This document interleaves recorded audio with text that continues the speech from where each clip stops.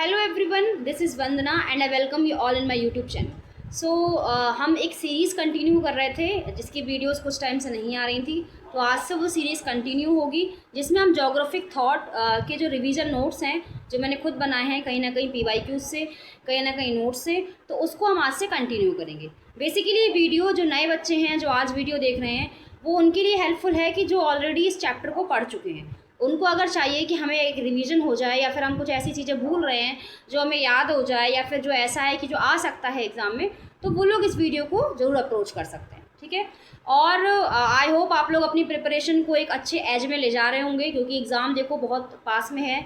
ठीक है, अभी से अपनी तैयारी को स्ट्रॉन्ग करिए। जो नेट की तैयारी कर रहे हैं उनको मैंने बहुत बार बोला है कि पेपर 1 को अभी से स्टार्ट कर दीजिए, उसको बिल्कुल भी लाइटली लेने की ज़रूरत नहीं है। इस वीडियो में आप लोगों को कुछ फैक्ट्स मिलेंगे, कुछ बुक्स के नाम मिलेंगे जिसका कोई कॉन्सेप्ट नहीं होता है, जिसको आपको सिर्फ याद करना होता है। ठीक है, तो कोई बहाना नहीं करिएगा कि हमें याद नहीं हो रहा है या फिर क्या करें। जहाँ ट्रिक्स की ज़रूरत पड़ती है वहाँ मैंने बताया है, लेकिन कुछ चीज़ें हमें खुद याद करनी होती है, खुद मेमोराइज़ करनी होती है। ठीक है, जो चीज़ नहीं मिले उसको ज़रूर कमेंट में बताइए कि आपने कुछ नया सीखा कि नहीं सीखा इस वीडियो में।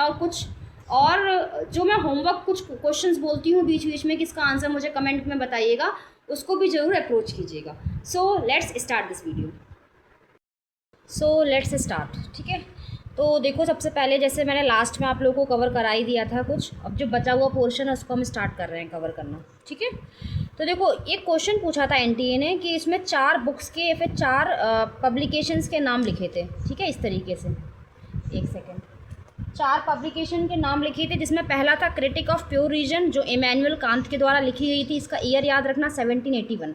दूसरा है ओरिजिन ऑफ स्पीसीज़ जिसको डार्विन ने लिखा था, इसका ईयर है 1859।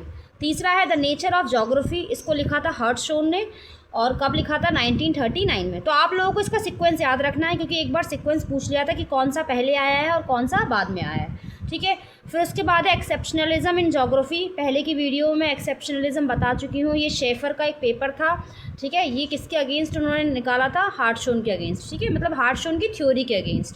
तो ये कब निकाला था, 1953। तो सबसे पहले क्रिटिक ऑफ प्योर रीजन आएगा, उसके बाद ओरिजिन ऑफ स्पीसीज आएगा, फिर नेचर ऑफ जोग्राफी आएगा, then last exceptionalism in geography. ठीक है, उसके बाद लिखा है who advocated balanced growth approach in regional planning and development, यानी ऐसे कौन से व्यक्ति यानी ऐसे कौन से स्कॉलर थे जिन्होंने बैलेंस ग्रोथ अप्रोच को अप्लाई किया था रीजनल प्लानिंग में, यानी रीजनल प्लानिंग में जिन्होंने बैलेंस ग्रोथ को अप्रोच मान के चले थे वो व्यक्ति थे हमारे, कौन थे वो, रैगनर नग्से। ठीक है, उनका नाम याद रखना, उनका नाम था रैगनर नग्से। ठीक है, 1953 में उन्होंने ऐसी एक थ्योरी बनाई थी, ये याद रखना। ठीक है, ये तो मैं आप लोगों को बता चुकी हूँ कि जो हमारे थेल्स थे, जो ग्रीक वाले थेल्स थे हमारे, तो उन्होंने क्या बोला था कि वाटर इज़ आर्क, यानी वाटर इज़ ऑल, मतलब हर चीज़ का जो सॉल्यूशन या प्रॉब्लम जो भी उन्होंने बताया था वाटर को बताया था। ठीक है, तो ये उनकी स्टेटमेंट थी थेल्स की। ठीक है, उसके बाद नेक्स्ट लिखा है, एक सेकेंड,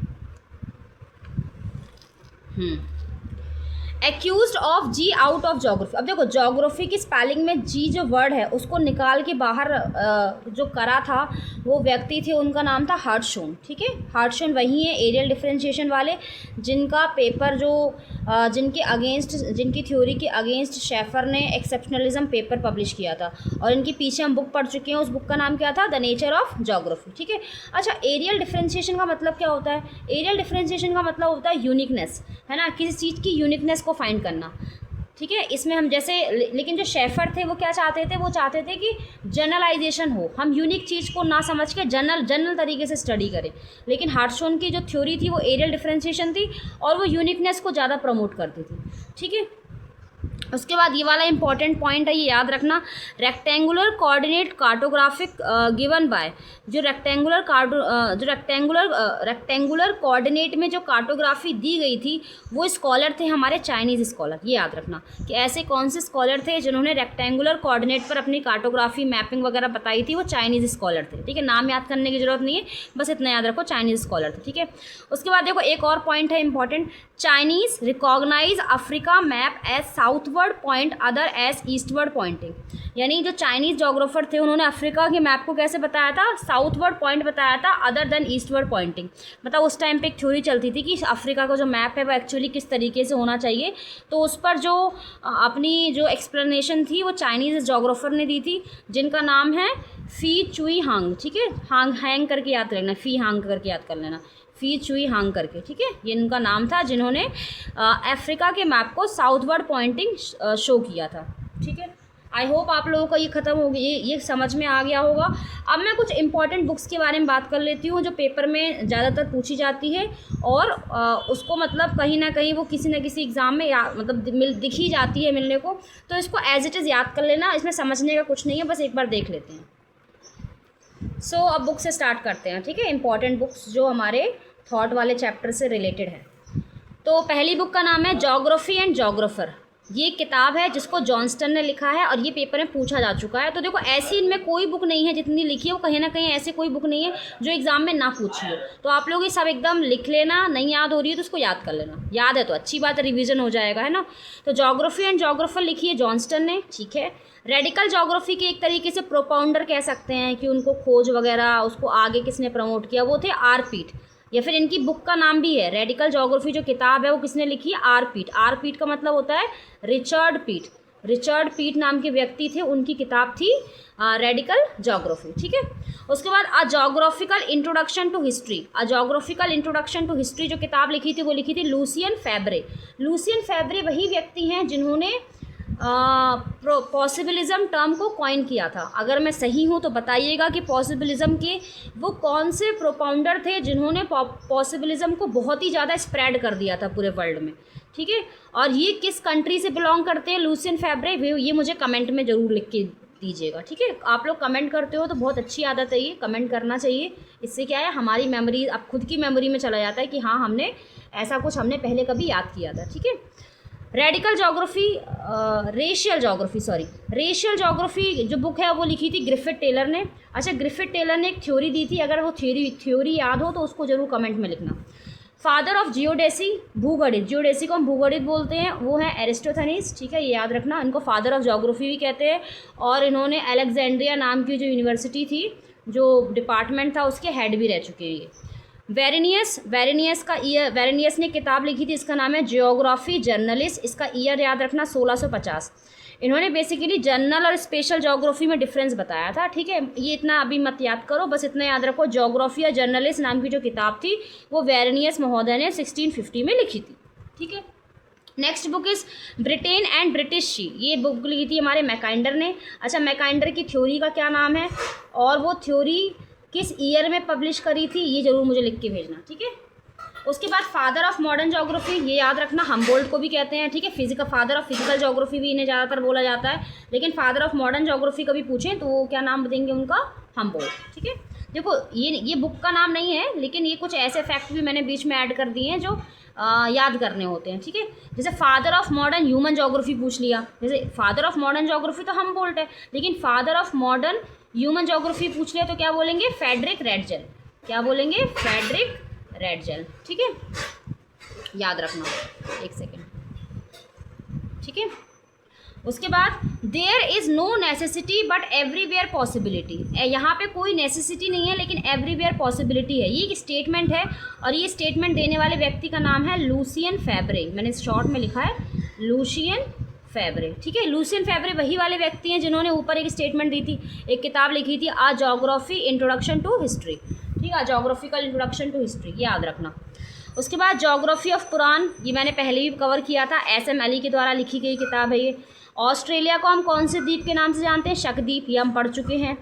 वर्ल्ड किस व्यक्ति ने वर्ल्ड को डिवाइड किया था 14 क्लाइमेटिक रीजन्स में, वो है अल मकदीसी। लोग इसमें अल मसूदी लिख देते हैं लेकिन इसका असली जो थे वो अल मकदीसी हैं, अल मकदीसी। ठीक है, याद रखिएगा, एक सेकेंड। अब लिखा है एटलस, जो ग्रीक की जो एटलस थी, यानी ग्रीक्स की जो एटलस थी उसका नाम क्या है, उसका नाम तो पहले याद रखना, किताब अल अश्कल। क्या नाम है, किताब अल अश्कल। ग्रीक्स की एटलस है जो किसने लिखी है, अल बल्खी ने लिखी है, ये बहुत ही इंपॉर्टेंट है। ग्रीक्स की एटलस का नाम क्या है, किताब अल अश्कल, और जिसको लिखा था अल बल्खी ने। टीलोलॉजिस्ट पूछ लेते हैं कभी कभी। टीलोलॉजिस्ट वो होते हैं ईश्वर ने कोई चीज़ बनाई मनुष्य के उपयोग के लिए, मतलब जो प्रॉपर भगवान की चीज़ों पर डिपेंड रहते हैं, मतलब उनको मानते हैं हर चीज़ में, ठीक है, वो टीलोलॉजिस्ट माने जाते हैं। तो हमारे जो टीलोलॉजिस्ट सबसे बड़े हैं वो एरिस्टोटल को मानते हैं और किसको मानते हैं, रीटर को मानते हैं, कार्ल रीटर, ठीक है, ये याद रखना। उसके बाद annuls of geography, annuls geography में मैगजीन पब्लिश करी थी किसने, विडाल डी लाप्लास ने, ठीक है, ये इतना इंपॉर्टेंट नहीं है। बस विडाल डी लाप्लास का अगर नाम आ जाए तो इनका नाम पॉसिबिलिज्म में लिया जाता है। दूसरा, इनके द्वारा पेस टर्म दिया गया था, इनके द्वारा जेनरे डी वाई टर्म दिया गया था, जेनरे डी वाई, और टेरेस्ट्रियल यूनिटी, ये 3 वर्ड याद रखना, ये विडाल डी लाप्लास के द्वारा दिए गए हैं, ठीक है। क्या क्या दिया गया है, एक सेकेंड, हाँ, इनके द्वारा पेस टर्म दिया गया है, जेनरे डी वाई दिया गया है, और टेरेस्ट्रियल यूनिटी दी गई है, ठीक है। उसके बाद इन्फ्लुएंस ऑफ जोग्राफिक इन्वायरमेंट, 1911 में एक किताब लिखी थी, जो लिखने वाली महोदय यानी फीमेल जोग्राफर थी, इनका नाम है ईसी सैम्पल। किसने लिखी थी ये, ईसी सैम्पल ने, ठीक है, ये याद रखना। The earth and the man नाम की जो किताब लिखी थी वो अर्नोल्ड गयोट ने। गयोट आप जानते हो गयोट क्या होता है, ओशियोनोग्राफी में गयोट एक चीज़ होती है, अगर आप लोगों को पता हो तो कमेंट करना गयोट क्या होता है, ठीक है। तो अर्थ एंड द मैन नाम की जो बुक लिखी थी वो अर्नोल्ड गयोट ने लिखी थी, ठीक है।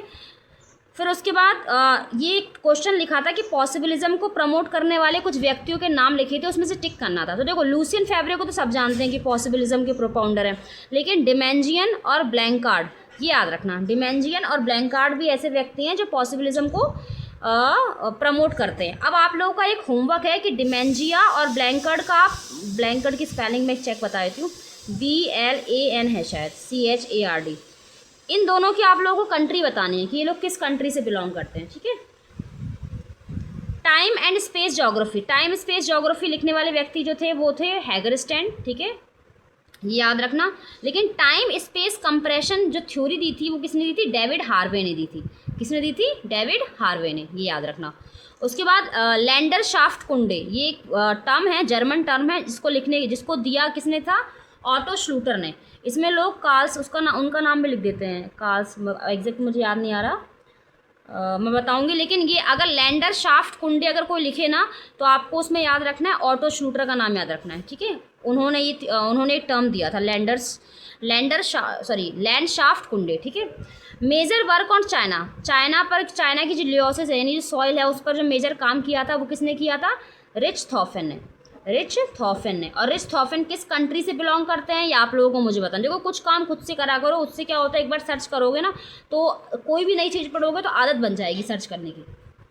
दास ऑसलैंड नाम की जो किताब थी वो किसने लिखी थी, ऑस्कर पेशल ने, OSCAR, ऑस्कर पेशल। जैसे आप लोगों ने पैंक की थ्योरी पढ़ी थी, ठीक है, जियोमॉर्फोलॉजी में पढ़े होगे, तो उनके जो सन थे वो थे अल्बर्ट पैंक, तो उनकी किताब लिखी है, अगर ये पढ़ सकते हो तो पढ़ लेना, ठीक है, मैंने लिख लिया था कि पूछ ले। बस एक चीज़ पूछ लेते हैं कि अल्बर्ट पैंक जो थे ना उनने आइस एज बताई थी कुछ, तो आइस एज याद रखना, मैंने इसको GMRS से याद किया था, गुंज मिंडल रुस वर्म, ऐसे याद किया था, गुंज मिंडल रुस और वर्म, ठीक है। तो GMRS ऐसे याद करें, गुड मॉर्निंग RS ऐसे करके याद कर लो, GMRS, ठीक है। तो ये याद रखना आइस एज के नाम। जियोग्राफिया ह्यूमेन नाम की एक किताब है, जियोग्राफिया ह्यूमेन, जिसको लिखा था जीन ब्रून्स ने। और जीन ब्रून्स अगर मैं आपसे कहूँ कि पॉसिबिलिज्म के सपोर्टर थे या डिटर्मिनिज्म के, तो ये पॉसिबिलिज्म के सपोर्टर थे। कॉस्मोग्राफी एक तरीके से 2 पार्ट में लिखी गई थी, एक यूरेनोग्राफी और एक जियोग्राफी, दो पार्ट्स में लिखी गई थी, ठीक है, कॉस्मोग्राफी। और इसको लिखने वाले जो व्यक्ति थे वो कोई नहीं थे, मतलब कोई और नहीं, हमारे हम्बोल्ट थे, ठीक है। देखो, एक लाइन लिखी है मैंने, ड्यूअलिज्म हवा दी ऑस्कर पेशल ने और जोर दिया गार्लैंड ने। देखो, जो डुअलिज्म है उसमें हम बात तो करते हैं वेरेनियस का, लेकिन और भी 2 इंपॉर्टेंट जोग्राफर हैं जिनका नाम डुअलिज्म में आता है। पहला ऑस्कर पेशल और दूसरे हैं गार्लैंड। गार्लैंड का नाम हम बहुत कम पढ़ते हैं, लेकिन गार्लैंड भी वो व्यक्ति थे जिन्होंने डुअलिज्म को बहुत ज़्यादा प्रमोट करा था, ठीक है, ये याद रखना। किस स्कॉलर ने जनरल और रीजनल जोग्राफी के बीच में डिफ्रेंशिएट समझाया था या फिर एक्सप्लेन किया था, वो थे हमारे रिच थॉफेन, ठीक है, ये याद रखना। First one two divide the world landmass into 3 continent. ऐसे कौन से व्यक्ति थे जिन्होंने पूरे लैंडमास को 3 कॉन्टिनेंट में डिवाइड किया था? बेसिकली 3 कॉन्टिनेंट्स थे, यूरेशिया, एशिया एंड लिबिया। ठीक है, यूरेशिया, एशिया एंड लिबिया, जिनको करा था हेरोडोटस ने। हेरो मैंने शॉर्ट में लिखा है ना ताकि इसे मुझे समझ में आ जाए। ठीक है, उसके बाद प्रैग्मेटिक जो पॉसिबिलिज्म है, प्रैग्मेटिक पॉसिबिलिज्म, इसको लिखने वाले, इसको आगे प्रमोट करने वाले जो व्यक्ति थे उनका नाम था टैथम। ठीक है, टैथम याद रखना। तो प्रैग्मेटिक पॉसिबिलिज्म किसने टर्म दिया था? टैथम ने। ठीक है, इनका पूरा नाम टैथम तो नहीं है, इनका पूरा नाम कुछ और है, अभी मुझे एग्जैक्ट याद नहीं आ रहा है, आएगा तो मैं कमेंट कर दूंगी।